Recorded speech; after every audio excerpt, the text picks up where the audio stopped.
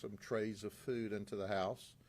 Jasmine went in to feed a 6- and an 8-year-old child, and she put them to bed, and subsequently she went to bed.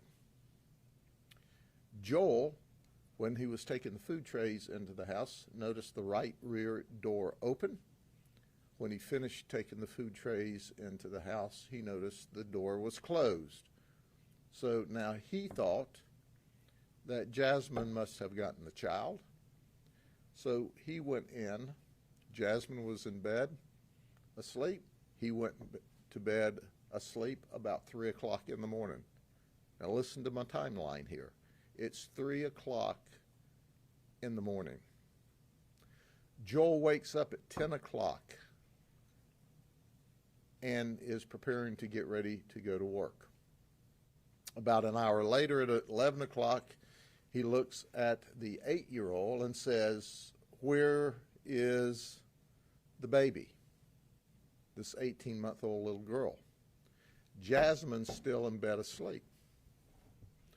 The 8-year-old looks around and says, "I don't know where she is," where she normally slept, in the bed or in the room with the 8-year-old. So Joel starts to look throughout the house, and he doesn't see the baby. He goes to the car, and there is the baby, still strapped in the child carrier in the car, with a heat index 105 degrees on that day. He grabbed the child carrier and the infant from the car, runs inside screaming for Jasmine. Jasmine, who it's reported has some medical training, looks at the baby and says, "I know the baby is deceased, is dead." Despite that, they grab the baby out of the car seat. They rush to Lakeland Regional Medical Center. And upon arrival there, even though it's painfully evident that this child has suffered a torturous death, a absolute torturous death, Lakeland Regional still worked on the baby to try to save its life. But it, in fact, was deceased. What's interesting about this is that the investigation begins, as you can imagine that it should. And here's what we discovered. Jasmine and Joel are given a quick test 17 hours after arriving home. 17 hours after arriving home from the party. Jasmine tests positive for alcohol and marijuana. Joel tests positive for alcohol, marijuana, and methamphetamine 17 hours later.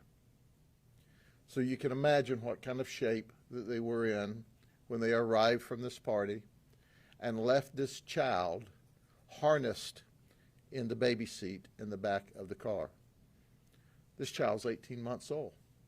She's not old enough to let herself out of the harness, but she's certainly old enough to realize that she is suffering a torturous death at the negligence of Joel and Jasmine.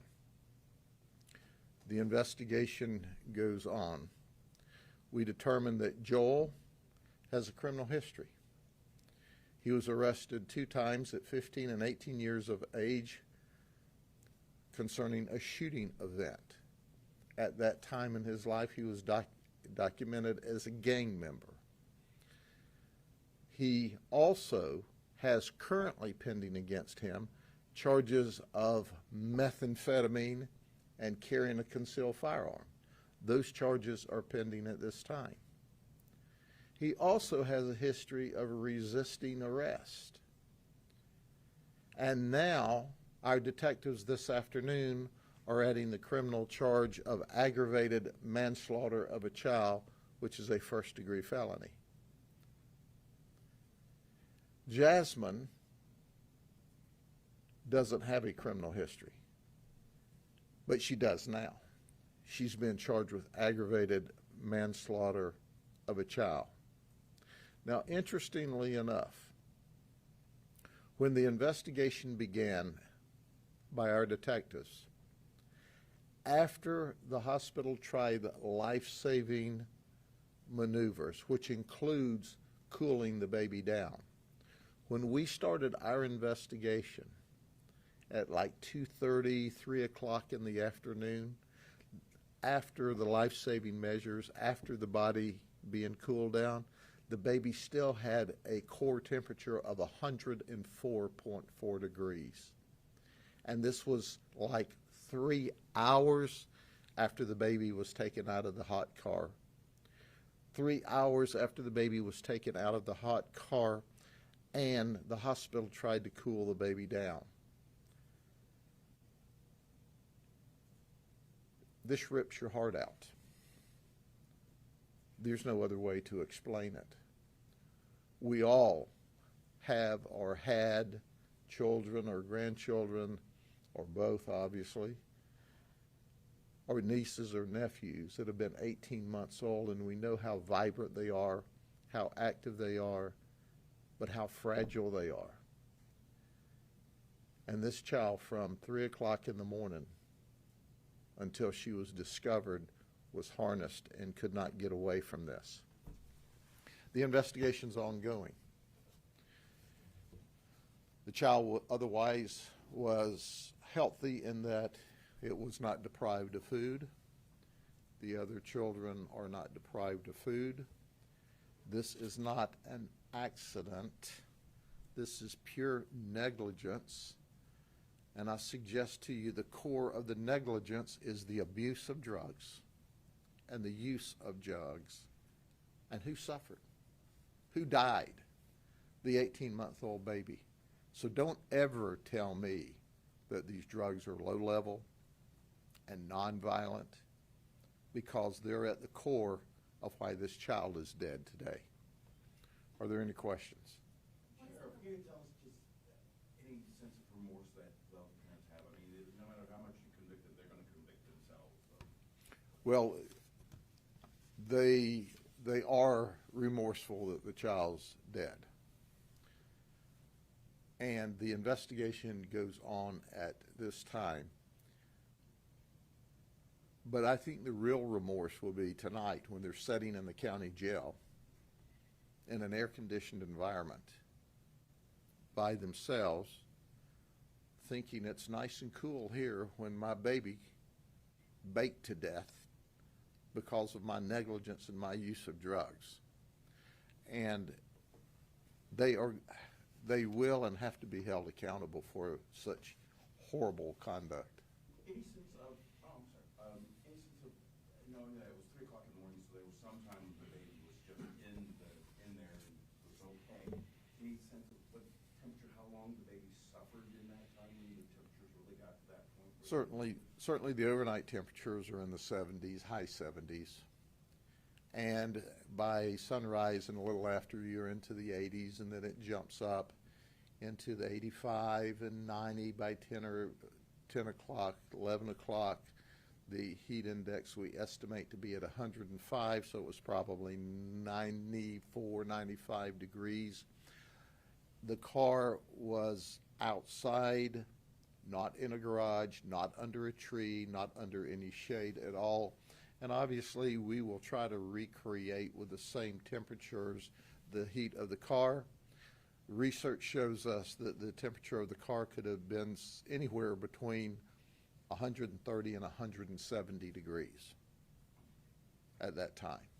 And Sheriff, we've been only talking about this record heat right now.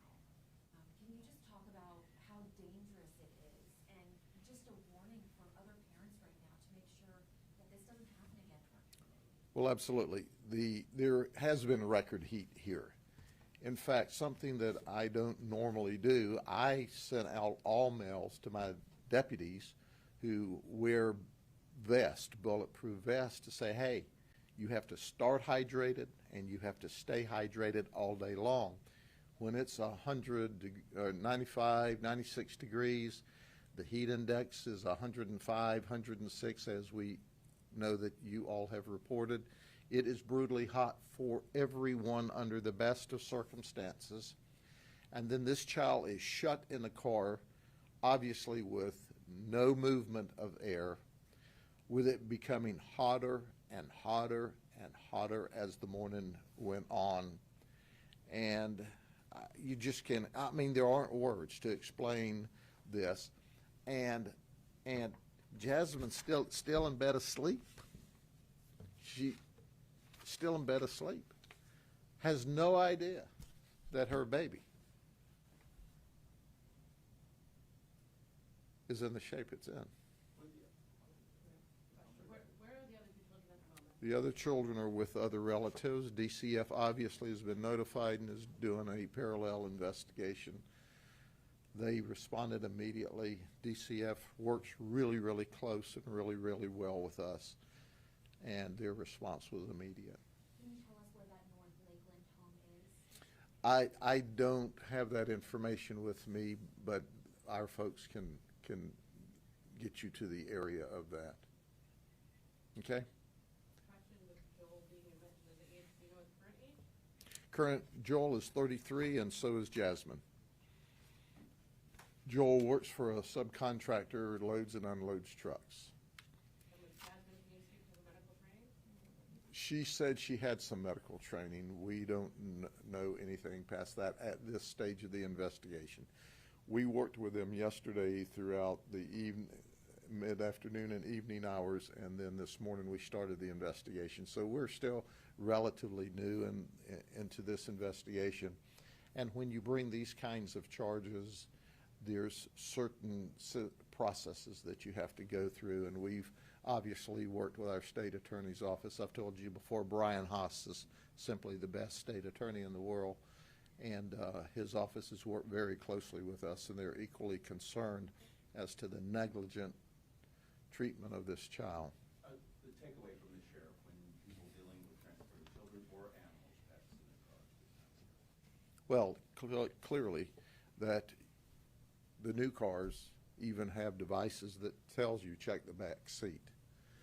If you don't have such a device, then you need to create your own device in the front seat. And it starts with the not being stoned on drugs. You don't think clearly when you're stoned on drugs. They had been drinking and using marijuana, I'm sure, throughout the evening. He had meth in his system. I mean, that's just a train wreck. But that's a disaster waiting to happen. And here's one more person who's dead, a baby who can't help itself because of the abuse of drugs, which obviously created the mindset or environment that they were in when they got home late in the evening after a long party.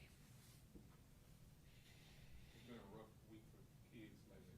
Well, it has. It has been a terrible week.